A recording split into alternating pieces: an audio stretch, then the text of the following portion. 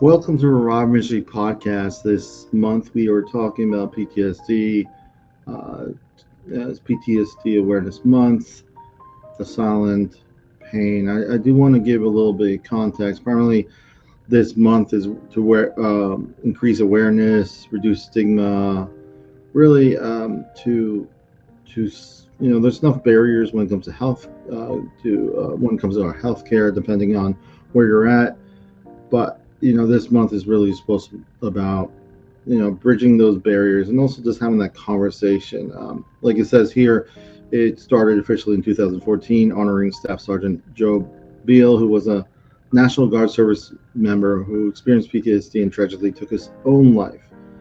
June 27th was his birthday. They made it PTSD Awareness Day, and then it eventually became what it is today. I want to just also mention, as a disclaimer, if you are experiencing any feelings of ending your life or you're just overwhelmed, I encourage you to find that friend, that coworker, anyone, church member, whoever you can ask and say that I need help. Today, we are bringing back Emily to come in and share her insight and her thoughts on. I think the idea is to continue talking about these things as difficult as sometimes they are. Thank you, Emily, for coming on. Oh, thank you for inviting me back. I'm happy to be here. Just as we start, I just always like to say a quote to kind of get the conversation going. And one of the quotes that came from me was a note from an unknown. It says, "You are not your trauma. You are not your pain. You are not your fear." It felt like this quote was really just expressing what we a lot of times find ourselves saying we are. But I wanted to say one more before I ask what your thoughts are. It says, "Healing is a different journey for each one of us, even as we walk the same path together." So when you hear these two quotes, Emily, anything come to mind? Anything you want to share, or anything I haven't mentioned? I think with PTSD, let me first say that I'm not a counselor. I'm not trained that way. I'm an author and a podcast host, and I deal with grief. And I have had lots of grief myself. Mm-hmm. And working both at different times in my life as an EMT and as a nurse, I've seen lots of trauma and seen a lot of people dealing with trauma. And I think when somebody is dealing with PTSD, a whole lot of it is because it's inside them somehow. And being able to express themselves and talk about it and get it out is very important, I think. I am a writer, and I write to deal, that's how I got started in doing grief work, was writing about grief and writing about my grief. And I found that the more I expressed, the more I talked about it, and then the more I could talk to somebody else about it, the more it helped me. And then the people that I've worked with have said the same thing, that as long as they just let it go around and around in a circle in their mind, it can't get any place, and it's kind of confining. Mm-hmm. But when you get somebody who'll listen when you talk, somebody to talk to, or you write it in a journal. And if you need to write it and tear it up or burn it or throw it away or whatever you need to do with it, that's okay too. Because a lot of times I think we hesitate to talk about it because to us it's so traumatizing that we don't want other people to know about it. So that it's kind of a hard balance. But it really is important to get it out. So the idea of writing about it and then not holding on to that writing, being able to dispose of that writing, can help you gradually work your way through. Yeah, I totally agree. When I work in the mental health field, and a lot of times people think about coping skills as like breathing techniques, grounding techniques, and they're very great. But I also try to encourage the clients I work with about being creative, or finding something that you can do privately when you don't know the words, you don't have the words. You mentioned writing. Also, I encourage music. I encourage anything that allows them to express what they're going through. That's art. So, working in any field that you're working with people, it can be also overwhelming. You mentioned working in, so I myself have to, like, I come back, I find ways to cathartically process what I see. And I think it's a healthy habit, in the essence that you're putting yourself first. There's so many times that people, like, if I'm lifting someone else up and it feels good, helping people helps, but it shouldn't take the place of your own self-care. It shouldn't take the place of and being honest, it is feel lighter because, especially, I've been through trauma. I'm going through trauma therapy. I have been in trauma therapy, and for me, I know it's sometimes you have to know the context of yourself. If you're a person that kind of is a great helper, but you forego yourself too much, you have to recognize that. You can't have this blanket statement, I'm doing good work. Well, how about you? When is there time for you in that regard? So, yeah, that's what I think. It's a balance, like you said. It's a tricky one because each one of us is different. And what our needs are change and shift as we change and shift. Does that make sense? That's right. And that taking care of you can do in different ways too. You mentioned music, and listening to music is great. And if you can create music, it's even better. Yeah. I've played flute for years, and when I would be playing my flute, nothing else was going on. That's all you're focusing on, and you focus on the beauty of what you're creating, and it can help you get over a stumbling block. It can help you feel better to do that. Or if you aren't like a trained musician, you can do things like go to a drumming circle. If you haven't done a drumming circle, try it, because it's pretty wonderful, because you really can beat on those drums and get a lot of just the physical movement of doing it as you're doing it, and the rhythm can really help. So I like that too, but I also like different kinds of art to do it. Yeah. I like to paint, and I like to do ceramic sculpture, and both of those help me, because there's the being able to use my hands and use my strength to do things like that, and use my creativity to express myself in a way that you can't always say with words. And the trauma that you're dealing with, there's some things that are just really, really hard to say, but you can express them in different ways. And if you can express it by beating on a drum or painting, even if it's impressionistic, you don't have to be a great portrait artist or something. You can just go all out with your paint, and that it's kind of like an escape. And the more you do it, the more it can help you ultimately relax into it, and that can be really healing and feeling good. I think it's it's a safe place for us to express our feelings, and I feel that's a very healthy thing to build. A lot of times, nowadays it's like everything has to be progress oriented. We go this hustle culture of needing to be.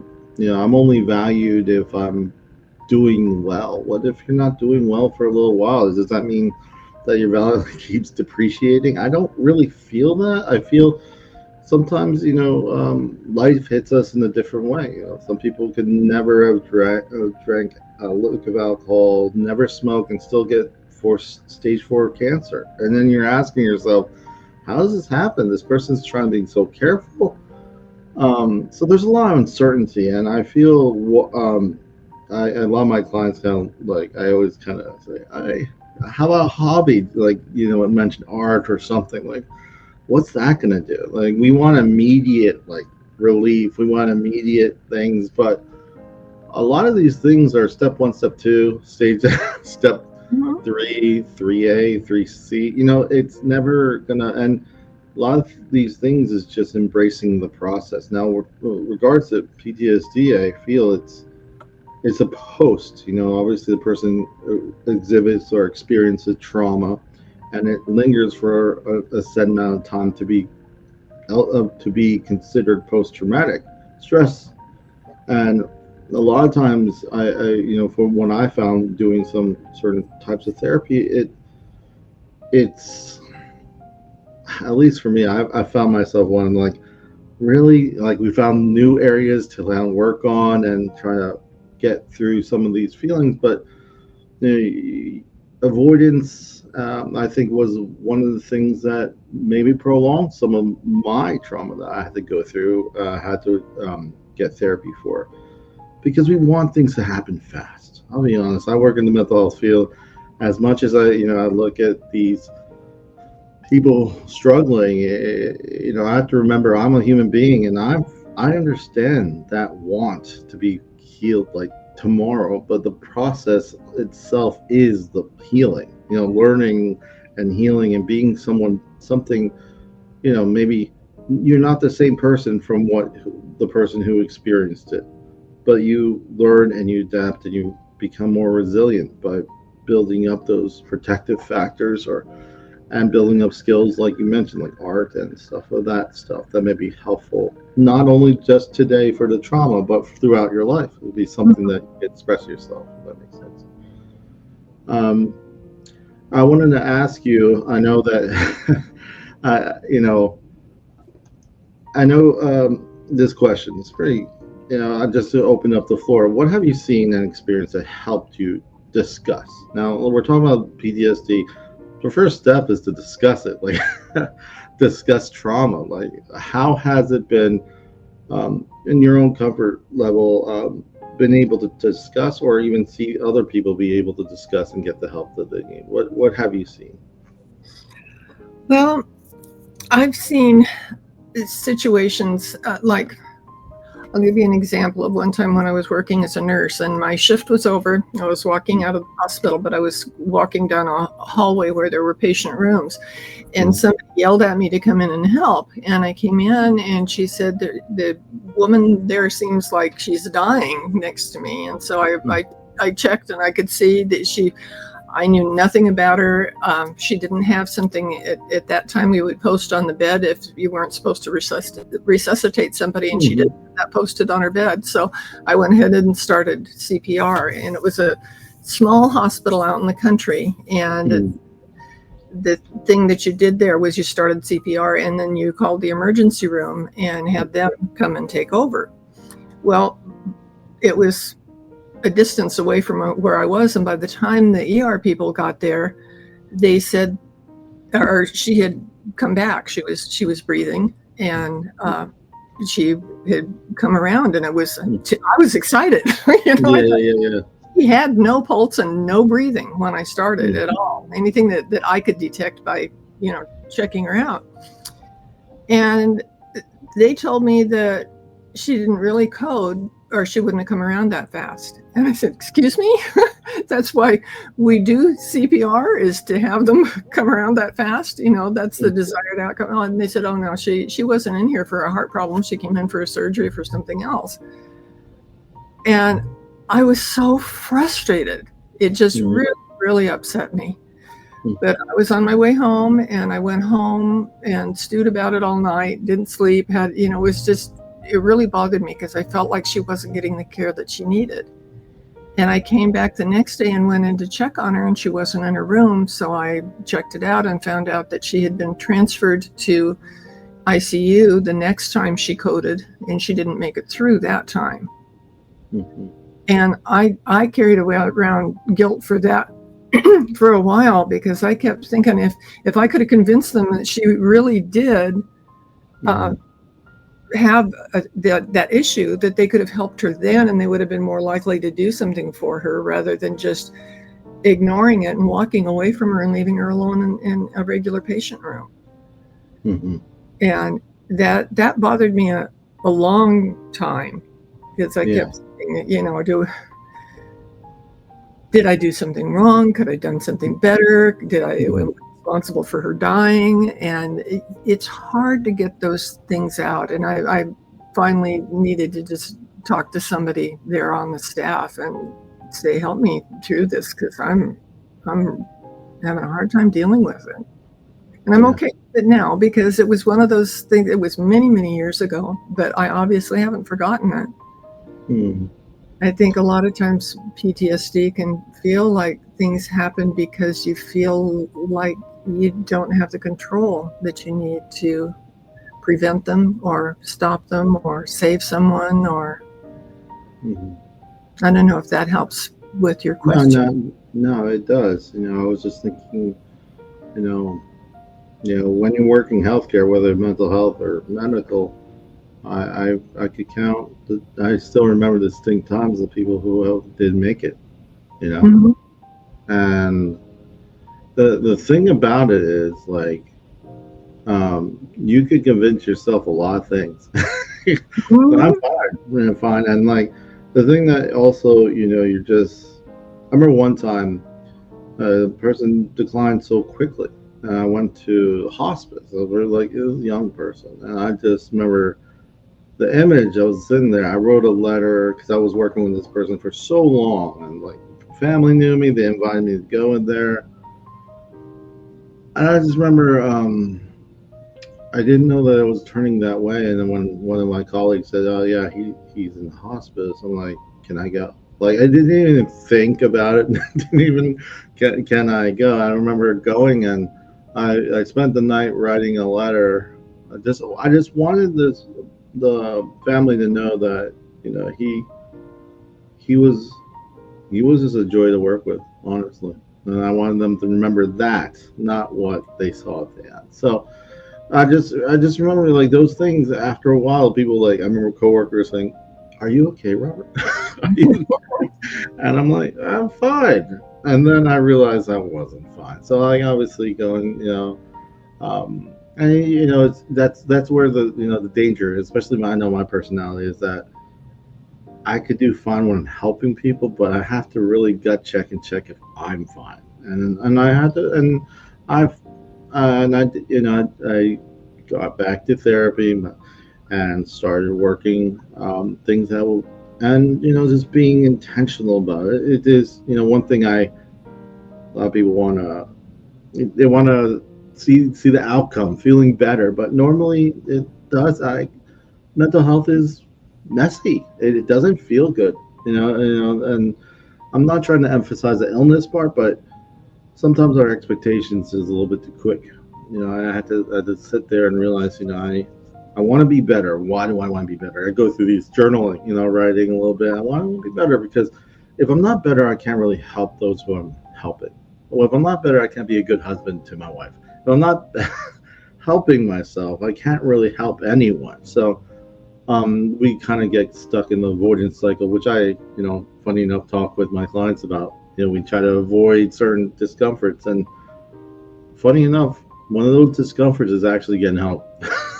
Saying you need help.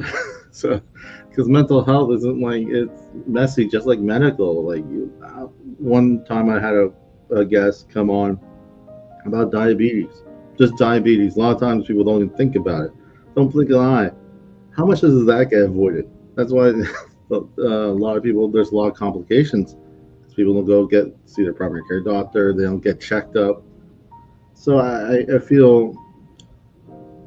think the blanket statement, especially when we're talking about discussing trauma, I think the blanket statements don't work. Subjectivity really does work. Being honest with yourself, saying that this is baseline. If I do how to get a blanket statement, it doesn't address my baseline of how I'm actually doing. It's just how normally people may exhibit stuff. So yeah, I think I appreciate you sharing your story. It is difficult, but I think when we talk about trauma, I think it's also about our stories, the ones who are caring for those who are struggling with trauma and those who are experiencing trauma. And sometimes that line of what they experience and how they experience, how they feel a part of their journey can be let me just say difficult. There's some questions I usually ask, or when I want to talk about trauma, I said, when I'm working with someone, did you experience this traumatic event? Obviously, I would ask that, but do you regularly relive or re-experience an event? We talk about intensity, duration, frequency, that kind of thing. How long has it been? Obviously, you don't have to be professional when you're talking to your friend or family member. Ask them, are you reliving this stuff? Are you re-experiencing this stuff? Do you avoid certain people, situations, and places? Anniversaries of certain things. Do these things bother you? Do you blame yourself for what happened? And do you have a hard time remembering certain features of the event? Like, obviously, these are just conversations that a lot of times, oh, get over it. It's not that big. It's done with. Those are questions that don't really help. Asking them a little bit more so can be helpful to see that it's okay to have these things, and maybe there may be an option to actually address them, if that makes sense. Um, I want to switch gears. I know right now it's really great to have you on here, and I just want to, because a lot of times I get guests who are new, and then you're coming back, so I want to switch gears to ask, give you a little update if it's okay with you. What have you been doing? How has things been going? Whatever you feel comfortable with. The floor is yours. We'll go back to it. Thank you. I have found that the more I do, the more I can think of that I can do, and so I find another way to do the next thing, and I love that. It helps me a lot. It helps me have things in perspective, because while I'm listening to other people with their stories and what they can give to share with the people that listen to my podcast, it helps me when I listen too. And sometimes I'll hear a story and go, I don't have it bad at all compared to that. And that helps me kind of put things in perspective. And I love to work with people with helping them write through what they're going through, because they can discover so much in doing that in a way that I think doesn't help as much with talk therapy, because there's something about the process of writing it down that's kind of like cleaning a house. You're cleaning it out by writing it down. And I've had people just be really happy with the progress they make when they do that sort of thing. So I've had, I think I only had one book out the last time that I was with you, and I have 2 books out now. And I have a set of cards out now that are cards that there's 52 different cards that each one of them has something about grief on there that you can just kind of pull it out and read it. And it can be something to think about or something to help you or support you. And the other side of it has a picture that I took here on Maui where I live, and it's 52 different pictures, and they're just comforting. And I've had people just say that it helps them so much that if they start to not feel great about dealing with their grief, they'll just pull out a card and focus on that. Just a short thing. It's not like picking up the whole book and reading it. Read the one thing and think, how can they use that? How can they apply it in their life? And it was a creative thing for me too, since I took all the pictures and prompts and that sort of thing. So that helped me. And I like the idea of being able for healing on both sides, helping on both sides. Yeah. So I've been doing a lot of that, and I like that. I like all that I'm doing, and I do a writing workshop for free on Zoom every week. That's a really good thing for people to come to, because we'll write together. I give them a different topic every week, and give them some time to write about it. And then if we have a lot of people, I'll break it up into little groups so everybody actually gets a chance to talk. And you get to talk about what you wrote, and you kind of, it's like comparing notes, like, oh, that happened to me too, or and the people really support each other in that. And then I teach them a happiness practice after that. And I feel strongly about the happiness. I'm a certified happy for no reason trainer, and I use that to give them tools to help see that they can work their way forward in what's happening with them, and they can find more joy and more happiness as they go along. It doesn't necessarily negate the grief that they're having, but it helps with it. It's comforting, and comfort is a really important thing also. So I like to do that. I just want to say to those listening, watching, all the details to this will be in the notes, so I encourage you to check it out. I really do. You keep saying writing, and I feel kind of bad because I started the project to write a book myself, and I'm like stagnant. I went through. I have it all laid out, so I did all the prep work, and I'm just. Maybe this is telling me I got to get started back on it, but I really enjoy it. It's just I haven't been able to get back to it. But I do enjoy writing. I want to say that too, because there's something about each type of creativity that's different. I think music, I like singing or playing guitar, whatever. It's expressive that words can't always capture, but also writing allows you to kind of like clean house, like you mentioned, clean house, take your time with it. I do my best work, even though I sometimes speak fast. I do my best work when I work slowly, when I take the time to do it. And also art. I'm not, I kind of am a little bit hesitant of like drawing and art because a lot of my family was pretty good at it. So I kind of feel like I'm comparing. But I do like the idea of painting.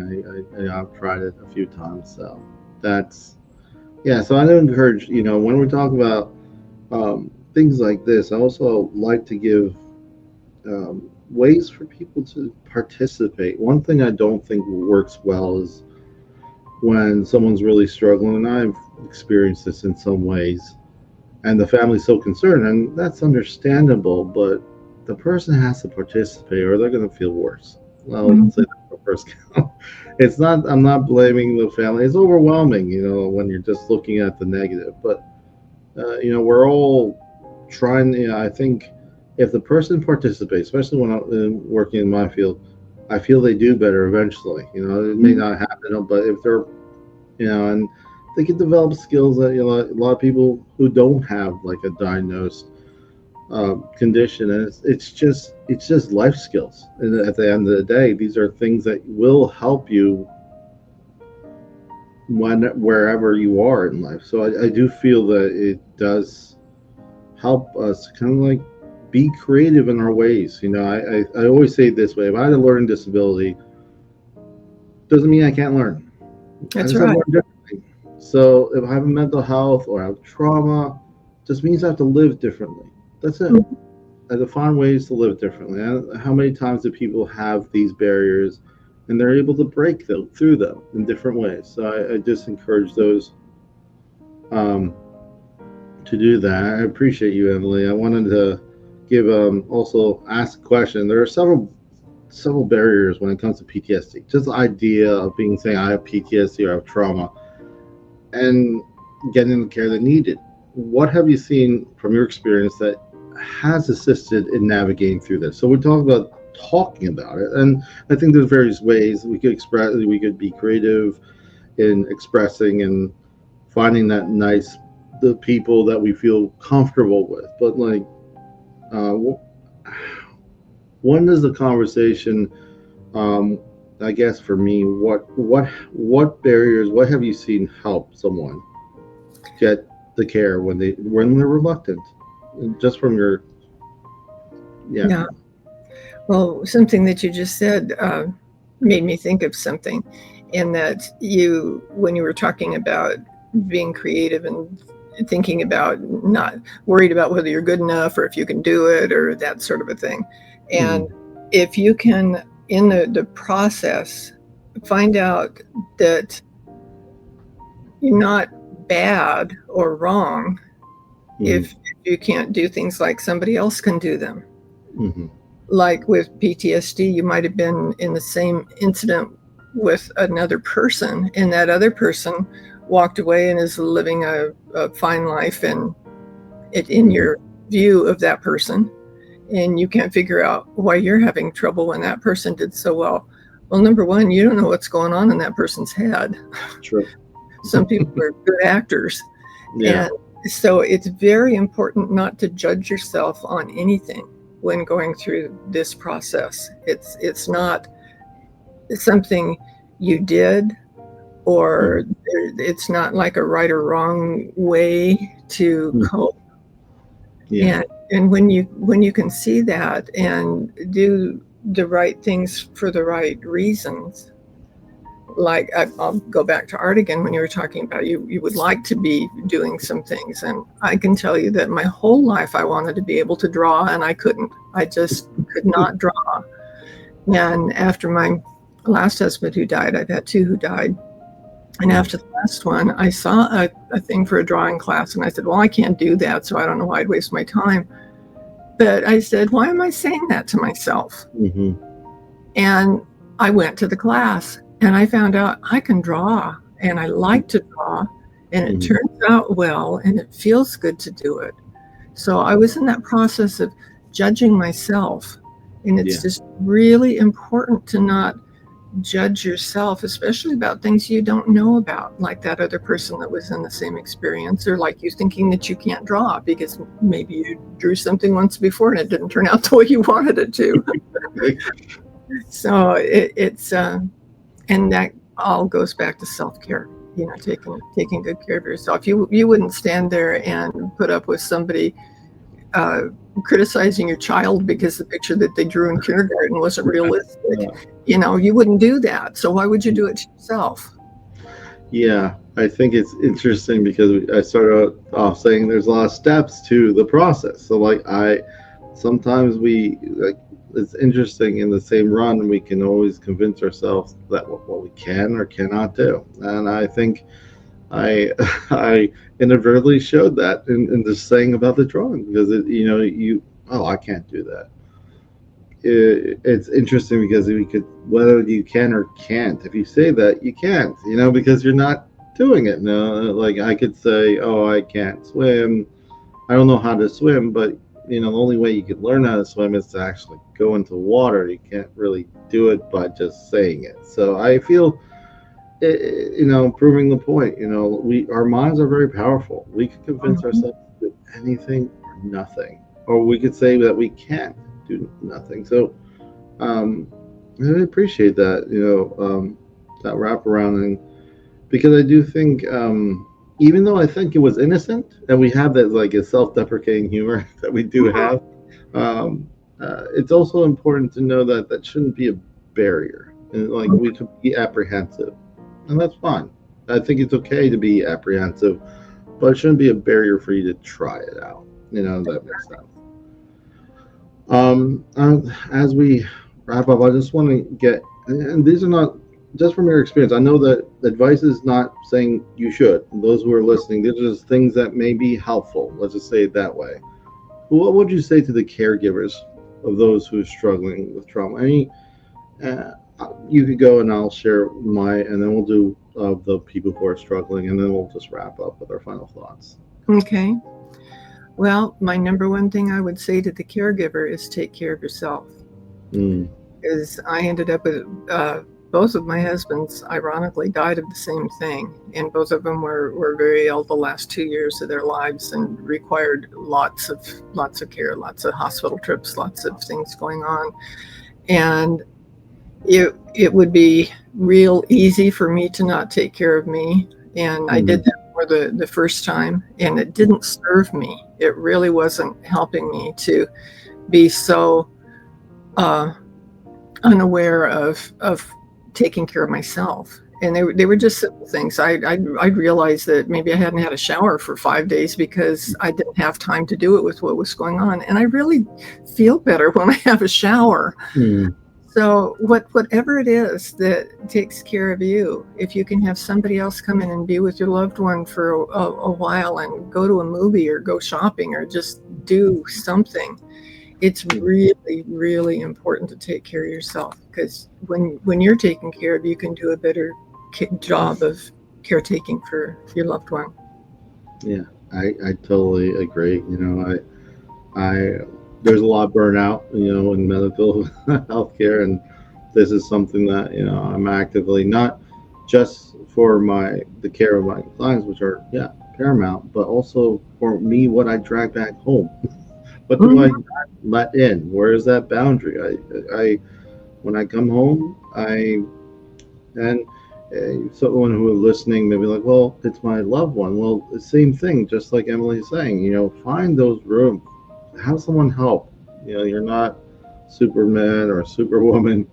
We are human, and if you're not taking care of yourself, it's gonna get harder. So I just encourage you. Trauma doesn't. It's tragic, and there's things that can help. I'm not saying what I said or what Emily said are exactly going to help you, but I encourage you to be open and honest to the person who is struggling, and finding ways to kind of communicate more effectively, but also that you can self care more effectively. You know, if that makes sense. Yeah. And next part is, what advice would you give those struggling with trauma, as we wrap up? Take care of yourself. You Hmm. know, it's a lot of times it seems like when, especially if you feel guilty about whatever it is you're experiencing, it's really hard to take care of yourself. It's easier to try to hide it and not deal with it, and it just festers when you do that. So make sure to reach out. There's no shame in reaching out ever. I think also what I like to say is just, be kinder with your time. It'll take the time it takes, and with that said, I also would say, um, being kinder with your time and not rushing it, and taking steps to realize that it's not going to be comfortable, but don't isolate. Try to find someone that you could talk to, um, and at the same time, you'll have your good days, you have your bad days, but always try to find things that you can learn from each one. There's no 100% certainty of what will, like, oh, I did this morning, so I'm going to have a good day. It doesn't, sometimes these things kind of happen. Um, but if you're kinder to yourself, if you learn and maybe go to therapy or go through some of the, like, some of these writing um, exercises that Emily talked about, anything that you can cathartically just decompress. It's maybe, well, everything, maybe therapy and everything, but whatever does help. I always use this illustration because obviously a lot of veterans have PTSD, have experienced PTSD. If I came back, I wasn't in combat, but let's say I came back and I was in combat and I lost one of my legs, and then I was still able, my mind's still sound. It takes me 40 minutes to get to work because I still want to work. I'm still able. 40 more minutes than, let's say, the average person. Does that make my value, my contribution working less? No. I feel that whatever amount of time it takes to get to where you need to go, that's why I feel if we're kinder and understand that we don't give away our time like a commodity, it's something that we should be kind to ourselves and allow ourselves time to heal. And that's why what I would say for those who are struggling, lean on those who you can trust. And yeah, I think that's about all I can say about that. Final thoughts as we wrap up? I'm glad you asked me to come back because I like to do whatever I can to um, brighten someone's day or give them an idea that could help and make things change. Yeah, and I appreciate you coming on. I just, for me, I just love the variety of guests, and just the idea is, I think it's just like anything else, it's a process. I just love hearing different ideas, and I think that's what I'm trying to do. I'm sure you're trying to do too. It's just keep the conversation going. Let's just keep talking about it. It gets scary when we stop. I just want us to know it's okay to not, the old expression, it's okay to not be okay, but also be kinder to yourself. Be kinder, forgive yourself if you get there. Find ways and one thing I learned this past year is, um, when it comes to support, those who are struggling, most people won't understand what you've gone through, and that's okay. Okay. You could still be supported with people who don't understand or understand fully what you've been through. I think it's a lie that we have to understand completely what another person experienced. We could still love, care, support because of who the person is, not because I experienced the same exact thing. Support can come in various ways. So, um, and that's my final thought. I just appreciate you, Emily, coming on, continue the conversation. Thank you. Remember to stay updated with Revive Ministries various platforms. ReviveMinitiesFL.com is our website, and our YouTube channel is this handle. This is goodbye from Revive Ministry, leaving a last quote. It's from an unknown again, but it says, "There's nothing in this world that can trouble you as much as your own thoughts. So be kinder with your thoughts."